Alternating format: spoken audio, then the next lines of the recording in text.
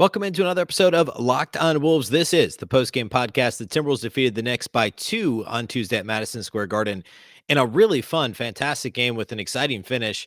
The Knicks missed a couple chances to tie or take the lead in the final seconds of the game, but only after Karl-Anthony Towns scored the go-ahead bucket on an old-fashioned three-point play, beating Julius Randle to the basket and giving the Wolves the lead for good with just under 30 seconds to play. There's a lot to talk about in this game, from a little bit of a different rotation, Jalen Noel getting crunch time minutes, a great first half from Anthony Edwards, and really just, again, an exciting game with a lot of adjustments made on both sides of the ball by Chris Finch and the Timberwolves. We're going to talk about all of it on the postgame pod tonight. Welcome in. You are Locked On Wolves.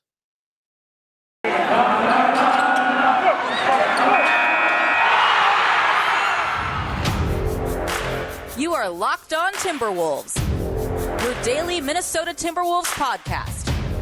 Part of the Locked On Podcast Network, your team every day.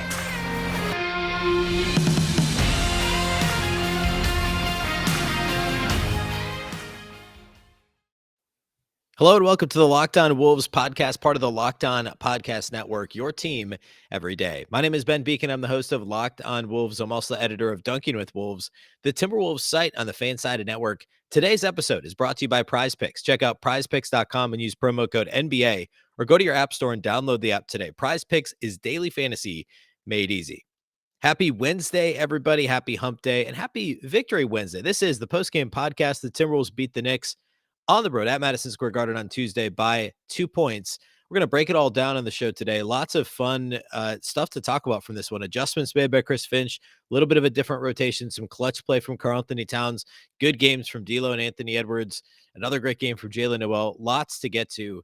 Before we do that, though, a quick thank you for making Locked On Wolves your first listen each and every day. Locked On Wolves is, of course, available free and available everywhere. That includes YouTube, as well as all of your favorite audio platforms, from Apple to Google, Spotify, the all-new Odyssey app, and anywhere else. You can also follow on Twitter at Locked On T-Wolves and at Beecken with 2 B's, 2 E's, C-K-E-N. All right, so setting this game up, the Timberwolves, of course, first game of the road trip. They were off Monday after beating the Warriors Sunday night. The Warriors, of course, no Steph Curry, no Draymond Green, but still the Timberwolves won by 20. The Knicks were coming off a really disappointing loss on Monday. So this was the second night of a back-to-back. It was a home back-to-back. So they've been at home, and it was an earlier game Monday, a matinee-type game. They lost by 10 to the Hornets, and the Hornets did not have LaMelo Ball. It was just generally an ugly performance by the Knicks. Very sluggish. They didn't really play hard until the second half, well into the second half. But still, this was an opportunity for the Timberwolves to beat a Knicks team. Before Monday, the Knicks had been playing a lot better of late, but Monday was really ugly. The other thing that was going the Knicks' way was that Kemba Walker was making his return after missing some games with an injury. He started and played 30 minutes in this one. Still no Nerlens Noel, obviously no Derrick Rose, and still no Cam Reddish, who had been acquired a few days ago, hasn't suited up yet for the Knicks in a game. So the Knicks a little bit shorthanded. The Timberwolves relatively healthy. I mean, no rotation players missing. Jordan McLaughlin's in health and safety protocols, but this is a healthy Wolves team that didn't play on Monday. But it was the first night of a back-to-back. Minnesota's in Atlanta now Wednesday evening. So some of those things set up in the Wolves' favor. They came into the game 3.5-point favorites on betonline.ag, and the Wolves weren't quite able to cover that spread, obviously. But this was one of those games where if the Wolves played their game, they should have won. And they did, although it was maybe a little bit rougher than it needed to be because of the third quarter. So we'll get into that in a second. Early in the game, though, the Wolves really played well on both ends of the floor. They were forcing the Knicks into some tough perimeter jumpers, which is exactly what you want to do. The Knicks are an okay three-point shooting team, but they're bad inside the arc, and they take a fair number of mid-range shots. They don't make a high enough percentage of them, and they're not great in the paint either.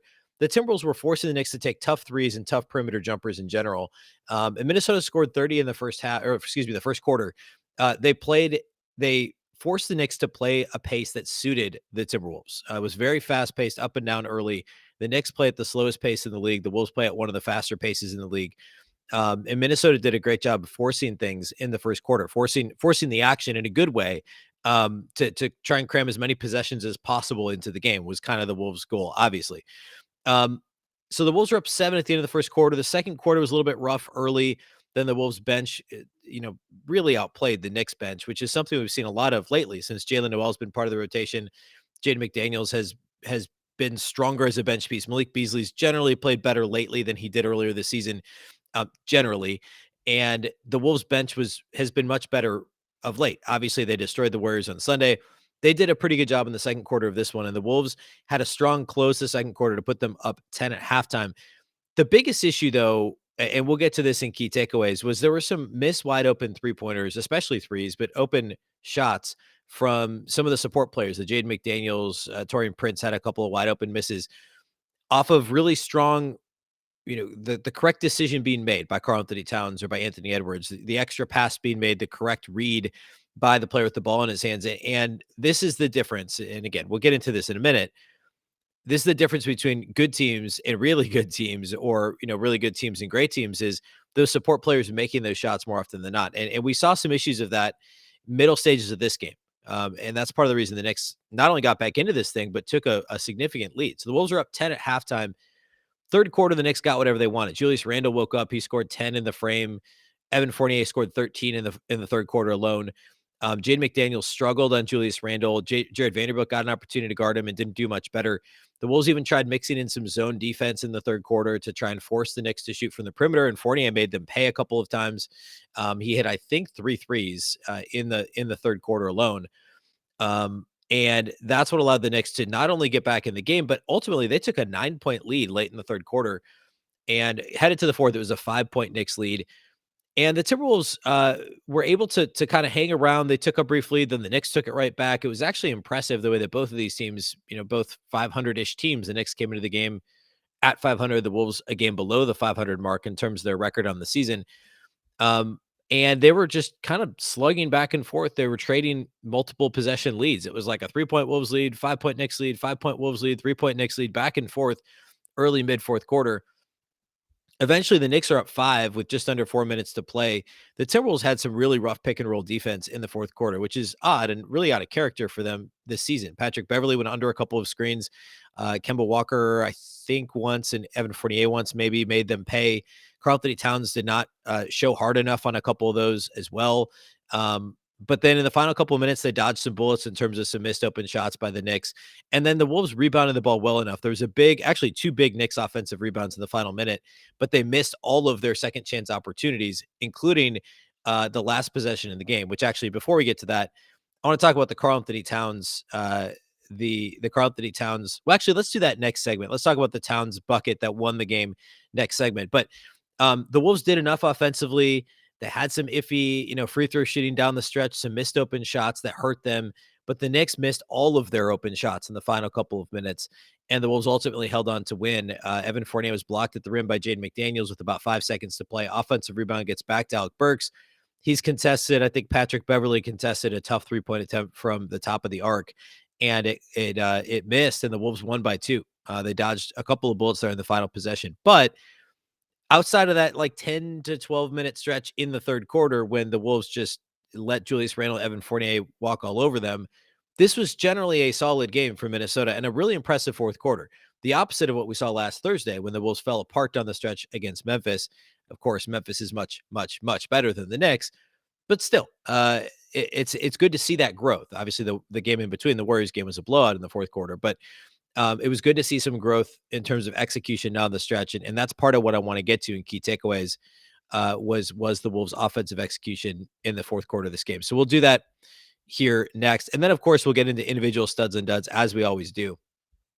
Before we do that, though, let's talk about our title sponsors of today's show, and that, of course, is our friends at Prize Picks. Timberwolves fans, you've been hearing me tell you about Prize Picks now for months. Have you signed up yet? And if you haven't, now is the perfect time. For a limited time, Prize Picks has an exclusive no-brainer of an offer for all of our users, Users get $50 for free if a player in your first Prize Picks entry scores a single point, but you must use our code NBA. That's right. This is an exclusive offer available to only Locked On listeners who use our code NBA. Prize Picks has the best NBA DFS prop game on the market. Prize Picks offers more NBA props than any other DFS prop operator and offers all the superstar players plus bench players that only record a handful of minutes each game. Prize Picks offers any prop you can think of, including points, assists, rebounds, three-pointers made, and so on. All you do is pick 2 to 5 players and an over-under on their projections, and you can win up to 10 times on any entry, and it's just you versus the projected numbers.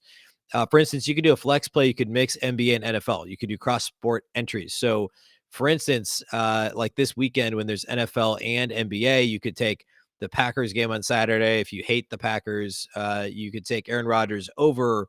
I'm sure it'll be like 0.5 interceptions. Take the over, and you could take. I guess the Wolves don't play Saturday, but pick any NBA game and pick the over on points for Steph Curry or whoever's playing Saturday. You can mix sports. It's a ton of fun, and it only takes 30 seconds to make your picks. You can use the award-winning app on both the App Store and Google Play. PrizePicks is safe and offers fast withdrawals. Go to prizepicks.com today or go to your App Store and download the app. All users that deposit and use our promo code NBA will get $50 free if your first PrizePicks entry scores a single point. That's right. All users that deposit and use our promo code NBA will get $50 free if your first PrizePicks entry scores a single point. PrizePicks is daily fantasy made easy.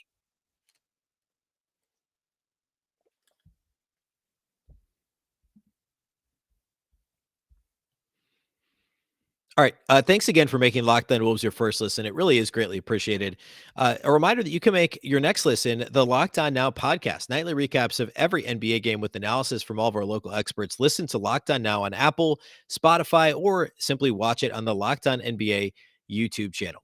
All right, let's talk key takeaways. So let's actually start with Karl-Anthony Towns and his balanced game that he had. So we'll talk about his line and studs and duds, spoiler alert. But he did have he was 50% from the floor, 50% from three, got 7 free throw attempts in this game, passed the ball pretty well. I was surprised to see he only had 3 assists for this game. It felt like he should have had more than that. This was a well-rounded Karl-Anthony Towns game. He scored in the post early. He scored a couple dribble drives. He scored in transition. He scored from the perimeter on a couple 3-point attempts. And I mean, you'd like to see him have more than 12 field goal attempts when he plays 36 minutes, but he got to the line 7 times. He had an efficient 20 points. He did some other things in this game. The final possession, and this is part Towns, really a big part of it is Chris Finch, the execution here I shouldn't say the final possession, but the final, I guess the most important possession when the Wolves were trailing 1 with about 30 seconds to play. The possession before, the Timberwolves had ran, I can't remember exactly what the set was, but essentially Towns was standing on the low block on the left side of the floor. Beverly was in the left corner, and there were 3 Knicks. Julius Randle was one of them, but I don't think he was the closest player to Towns. There were 3 Knicks standing near Beverly and Towns, and the spacing for Minnesota was horrible. They were allowing the Knicks to essentially guard Towns with nobody and yet 2 guys at the same time.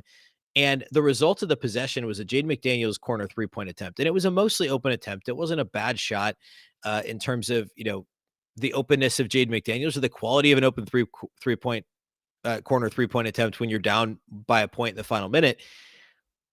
But when Jaden McDaniels is your 4th best option, your 4th best 3-point shooter, or excuse me, 5th best 3-point shooter on the court at that point in the game, it's not what you want if you're the offense. It is what Tom Thibodeau and the New York Knicks want. They don't want Karl-Anthony Towns to touch the ball, and he didn't. It was an Anthony Edwards, D'Angelo Russell-driven possession with Towns and Beverly standing in the corner, and the Wolves didn't score. And after the McDaniels missed 3-point shot, the Knicks come down. They miss on their end. That was the play where Russell stripped the ball from R.J. Barrett. A ball goes out of bounds. They call it off. Russell is clearly off Barrett. The Timberwolves challenge. They get the ball back. So now, after the successful and very smart challenge by Chris Finch, remember the Wolves are down 1 at this point, 109 to 108. The Timberwolves come back down. They run a completely different set. They run some sides, some picks on the side of the floor and the left side of the floor. Some action that gets Karl-Anthony Towns the ball at the nail. So all this other action that's happening in the perimeter, it's all being done so that Towns gets a one-on-one matchup at the nail, the center of the free throw line, middle of the floor, where it's almost impossible to double him, right? And that's one of the reasons I was talking about putting Towns at the elbows. I love when the Wolves run horn sets. They've been doing less of that lately than they did late last year. But to put him somewhere in the middle of the floor where you can't double him like you can on the low block, you can't try and trap him or blitz him like you can on the wings. And sure enough, the Knicks didn't. Tom Thibodeau doesn't like to double if he doesn't have to, and you can't really double him at that point in the game. And they don't. They let him operate from the nail. He takes Julius Randle to the left, drives hard to his left, shoots with his right hand, a tough runner as he likes to shoot, falling out of bounds on the left side of the floor. Gets fouled, a clear foul by Randle. Towns makes the bucket to put the Wolves up 1, gets fouled, goes to the line and makes the free throw. Julius Randle fouls out of the game. And, or I guess he didn't foul out of that. I think it was only his 5th foul. At that point, though, Taj Gibson had already fouled out, and so had Mitchell Robinson. So that was also significant. I didn't mention that earlier, but I mean, there were no other options to guard Towns. This was Julius Randle versus Karl-Anthony Towns, two ex-Kentucky Wildcats going at it. And Towns hits the shot, makes the free throw, puts the Wolves up 2. And then after that, I mean, I already talked about what happened after that, but Randall made one free throw. Beverly comes down, makes a free throw, and then the Knicks get the chance down 2 at the end of the game and miss 2 opportunities to either tie or take the lead or win the game, I guess, at the buzzer. But the play call by Finch to get Towns the ball in a place on the floor where he could be successful and didn't have to rely on waiting for a double team, find an open teammate who, throughout this game, the Wolves were missing open shots. Towns was able to get the one-on-one matchup against a smaller player, simply beat him to the basket and score. And that is what Timberwolves fans have been clamoring for the Wolves to do in crunch time forever. And Finch hasn't always done it either. And the Wolves haven't always executed when Finch has tried to get the ball to Towns late in the game. But this is a perfect example of a very, very intelligent play call and a fantastic play by Karl-Anthony Towns to get to the basket to score, to give the Timberwolves the lead for good. So all that was fantastic. Second key takeaway, I have alluded to this a couple of times, but the Timberwolves dodged some bullets in this game, still winning despite the supporting cast missing some wide open three-pointers and also free throw attempts. Another game, this has been an issue. It's been more obvious of late. The free throw shooting has not been great for Minnesota. First, the three-point shooting. The Timberwolves only shot 31.7% on three-point attempts in this game, almost identical to the Knicks, by the way. The Knicks were 12 of 38. The Wolves were 13 of 41. And the biggest culprits, Jaden McDaniels is the most obvious one. He missed 5 3-pointers, and at least 3 of them were wide open, and I believe 4 of them were from the corners. He shot one tough one from basically like straight on 3-point, maybe a little bit to the left side of the floor, but the rest were all from the corners. 0 of 5 from deep. Taurean Prince only had 1 shot attempt, but it was an open shot off of a driving kick situation where he should have made it. Jalen Noel missed a couple of open threes. Patrick Beverly struggled again from 3. But the supporting cast missing those open threes, that's the difference between good teams and great teams and, everybody in between, right? Minnesota has really struggled to hit those open shots when they get those opportunities. And this side of Karl-Anthony Towns, and more often than not this year, Anthony Edwards, he's improving as a shooter, but Towns, Towns is the only one, right? I mean, D'Angelo Russell's shooting essentially a career worst from 3, although he was good in this game. Patrick Beverly is shooting a career worst from 3. Malik Beasley has not shot the ball well from 3. Taurean Prince was 40% last year. He's been miserable from 3 this year. It's just been this weird thing, and it's been a while since I've talked about it on the show, but I spent some time on it a few weeks ago. How weird is it that this many Timberwolves players are shooting so poorly from outside the arc? And yet the team has been hovering around 500 for a while. If these guys could all just shoot their career averages, how much better would this team be? How many more wins? How many games above 500? Would it be 3, 4 games above 500? It's just insane that there's this many guys, set aside Karl-Anthony Towns and Anthony Edwards, Beverly, Russell, Prince, Beasley. These guys are all not shooting anywhere near their career averages or what they've done in recent seasons from beyond the arc. And eventually that's got to swing back the other way. You've got to think so. But that was an issue in this game. And then missed free throws. Patrick Beverly was 2 of 4 down the stretch, missed a couple of big ones. Jaden McDaniels missed one in the fourth quarter as well. Jared Vanderbilt was only 2 of 4 at the line. As a team, the Wolves were 29 of 38. That's 76.3%. It was still better than the Knicks, who were 24 of 33. So I guess in that sense, the Wolves they dodged a bullet in the sense that the Knicks were that much worse than them at the line. But those timely, untimely missed free throws were an issue for Minnesota, and it's something that's going to have to get cleaned up here moving forward. Last key takeaway, Jalen Noel down the stretch. Once again, Malik Beasley was not a factor in the fourth quarter of this game. He only played 17 minutes, and he was actually really good in the first half. He hit a couple of threes in short order, I think in the second quarter, that helped the Wolves as the Knicks were kind of trying to get this thing back to one possession before halftime. Beasley kind of had this hot stretch where he helped the Wolves maintain that lead, but he wasn't as good in the third quarter, and Jalen Noel saw the crunch time minutes. Jalen was fantastic once again, 14 points, 6 rebounds, 3 assists, 0 turnovers for Noel, 5 of 12 shooting, and ran a little bit of point in this one. The Wolves, again, staggered D'Lo, the first guy to the bench in the first quarter. Beverly runs point after he goes down, and then Russell comes back in for Beverly. You kind of bridge that gap, and there'd be some brief minutes in the second and third quarters, or second and I guess early fourth quarter, when Jalen Noel initiated offense essentially as the point guard. But he was fantastic in this game once again. He got them buckets in the fourth when they were down by a couple possessions. The Wolves essentially gave the ball to Jalen Noel and cleared out and said, ran action to get him isolation opportunities because one-on-one, and he said this post game, Jalen Noel said he knew that nobody on the Knicks could guard him one-on-one. And the confidence level of Jalen Noel is sky high. And that's exactly the type of player he is. He can score at all three levels. He's a bulldog going to the rim. Um, he can make contested shots, even though he's a little bit undersized. He's relatively athletic. He's not ultra athletic. He can score through contact. Um, all of those things. And he did what he needed to do in this game to help Minnesota retake the lead in the fourth quarter. Fantastic game from Jalen Noel. I want to spend a little more time on him too here next segment when we do individual studs and duds. So we'll do that next. But generally, my key takeaways, again, number one, balanced Karl-Anthony Towns game / fantastic play at the end of the game to give the Wolves the lead and a great play call from Chris Finch. Number two, the Timberwolves dodged some bullets with a number of missed open three-pointers from the supporting cast. Jaden McDaniels going 0-5 from outside the arc. Prince missing his, wide open shot. Patrick Beverley missing open three-point attempts, and then also missed free throws, especially down the stretch. The Wolves dodged multiple bullets, and against a better opponent, they would not have escaped with the win with some of these mistakes that they made. And then also Jalen Noel, fantastic down the stretch, part of the rotation in crunch time. And again, I think that's something we're going to see quite a bit here moving forward. All right, let's close the show today by looking at individual studs and duds. First, though, let's talk about our friends at Built Bar. It's the new year, and that means New Year's resolutions. If yours is about getting fit or eating healthier, make sure you include Built Bar in your plan. Built Bar is a protein bar that tastes exactly like a candy bar. Built Bar makes it easier to stick to your resolution because it tastes so good you'll want to eat it. Unlike other protein bars, which can be chalky or waxy or taste like a chemical spill, you want to eat healthy, but it just gets so boring. By like week 3, you might be thinking, this is not worth it. Where's the chocolate? Well, Built Bar has you covered because Built Bars are covered in 100% real chocolate. Built Bars, for the most part, they contain 130 calories, just 4 grams of sugar, 4 net carbs, and just 17 or not just 17 grams of protein. Compare that to a candy bar, which usually has around 240 calories, 30 grams of sugar, and dozens of net carbs. Here's an idea for the new year. Go to all your secret treat stashes at home, in the pantry, at the office, in the car, wherever they might be. Throw out all the sugary or calorie-filled treats and replace them with Built Bars. So when you're craving a snack or a treat, you can reach for something that's healthy and tastes incredible. Even if you're not a huge fan of working out, you can at least eat something that tastes good and is good for you. That way, when you enjoy a delicious Built Bar, you can almost count it as a workout. There's so many flavors to choose from: coconut almond, peanut butter brownie, raspberry, cookies and cream, salted caramel, mint brownie, and many, many more. In fact, Built is always coming out with new limited time flavors. So check out Built.com often to see what's new. Go to Built.com, use promo code LOCK15 and get 15% off your order. That's promo code LOCK15 for 15% off at Built.com.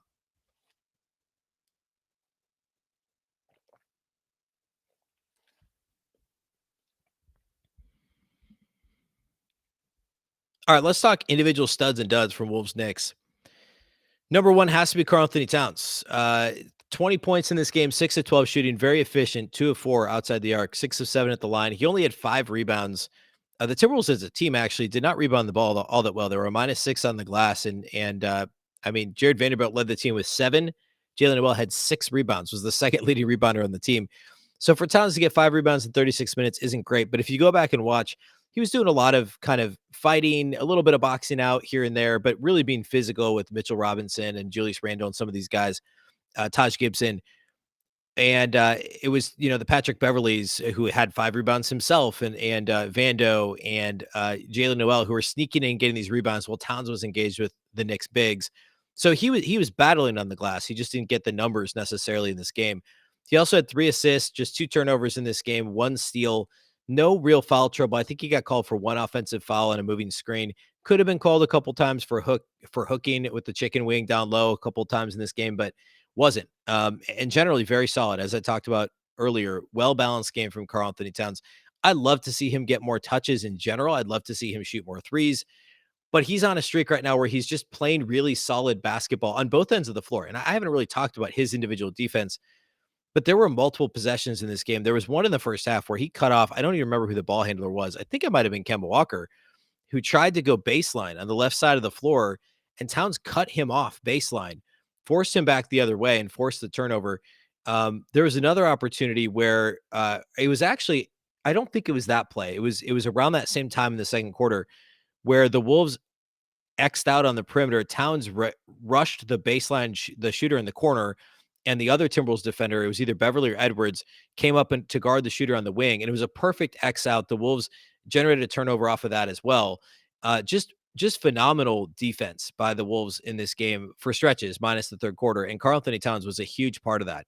He's gone from, I thought he was a little bit underrated as a defender. I think people talking about him, ESPN's RPM stat always had him towards the bottom. He was a little better than that, especially the last couple of years. I mean, he's at least average this year in terms of big man, defensive big men, if not a little better than that. I mean, most nights, Karl-Anthony Towns is very active. Whether or not that shows up in the blocks category, he has been an active defender, an intelligent defender. He's been working hard all season, and this game is no exception. Second stud for me in this game, haven't really talked about him much, but D'Angelo Russell, 17 points, 4 assists, 2 rebounds, 1 steal, 1 block, 5 of 11 shooting. Not a ton of shots for D'Lo in this game, and he only played 25 minutes. Part of that's because Jalen Noel was playing so well, and also the Wolves needed some length on the perimeter. But D'Lo had a fantastic first half, especially 5 of 11 shooting in 25 minutes, 4 of 8 outside the arc, 3 of 3 at the free throw line. Hit a couple of big threes actually late in the game too, in the fourth quarter. Maybe it was just one, but he had at least one big three in the fourth quarter of this game. And I mean, controlled action in the first half, played very well. And along with him, by the way, I'm not going to give the stud to him necessarily, but Anthony Edwards, the decision making, the shot making in this game wasn't as good. He was only 2 of 9 outside the arcade, 4 turnovers to just 3 assists, made some mistakes, but shooting, had a couple of tough 3-pointers that he made, and also a couple of tough drives, and one in the first half, a left-handed scoop shot that was really impressive. So just an interesting game from him. Not super efficient, not super impressive, but a couple of really nice plays. Isolating those plays were really, really impressive. My last stud for this game, Jalen Noel, 14 points, 6 rebounds, 3 assists, no turnovers for Jalen, 5 of 12 shooting, got to the line 4 times, made 3 of them, 1 of 4 outside the arc. Again, 3 assists, no turnovers, 1 steal for Jalen Noel, and talked about him earlier, but he played both on and off the ball in this one again, and seems to have earned a spot, at least in the top, 6 or 7 guys that Chris Finch is going to go to late in the fourth quarter of close games. And in this game, he was the guy that just went and got buckets, and he's obviously able to do that, regardless of the magnitude of the situation. And it was really, really impressive. Duds for me in this game, it's hard to really pinpoint anybody. I would say an underwhelming game would be Jared Vanderbilt. I'm not going to give him a dud. He was fine. I mean, he was active defensively. He struggled a little bit with Julius Randle. He had only 4.7 rebounds in 34 minutes, and he had none of the other. He didn't stuff the stat sheet. No steals, no blocks, no assists in this game for Vanderbilt. And he was fine. It just wasn't the typical Vando output that we've gotten used to. So not really a dud, just a little bit of a disappointing performance. Taurean Prince had some nice spot defensive moments in his 4 minutes, but didn't do much else. He had there were a couple of opportunities that he had to come into the game, late clock situations at end of quarters to try and lock down a Knicks player, and did okay with that. He's kind of in this weird fringe rotation spot now where he's like the 10th guy. Josh Okogie didn't play at all, by the way, got a DNP CD in this game. So it'd be interesting to see how that Prince Okogie 9th, 10th man in the rotation role kind of shakes out here moving forward. All right, that's all we have for you today here about this game. This was a fun win. It was a good win. I mean, the Knicks are likely not a playoff team in the East, but they were last year, and they're going to be hovered around that mix. It's still a road win. It's still a win against a team that's competitive, and that was good to see. The Wolves now take on the Hawks on Wednesday, just 24 hours after this one. So 6:30 against Central Tip in Atlanta against the Hawks. And the Hawks obviously having a really disappointing season, and a team that the Timberwolves should beat. Again, on the road, Hawks playing a little bit better lately. The Hawks did beat Minnesota the only other time they played this season. I say the Hawks are playing better lately. They beat the Bucks the other day, but before that, they had lost several games in a row. They're relatively healthy. I mean, no Clint Capella, no Bogdan Bogdanovic in this game on Wednesday, but I mean, you've still got, obviously all the guys, all the guys that you have with Atlanta, with John Collins and Trae Young and everybody else. So it'll be an interesting game. The Wolves always tend to have a little bit of trouble with the Hawks and with Trae Young specifically. So we'll see how they choose to guard him and how this game shakes out. We'll, of course, do the post-game pod immediately following that one as well. So that'll post late Wednesday. Thank you to those of you that do make Locked On Wolves your first listen each and every day. And a reminder that the show is free and available everywhere, including YouTube, Apple, Google, Spotify, and Odyssey, as well as any other audio platform that you like to listen to. You can also follow the show on Twitter at Locked On T-Wolves and at Beecken with two B's, two E's, CKEN. Thanks again for listening to Locked On Wolves, part of the Locked On Podcast Network. Remember, the Locked On Network is your local experts on all the biggest stories.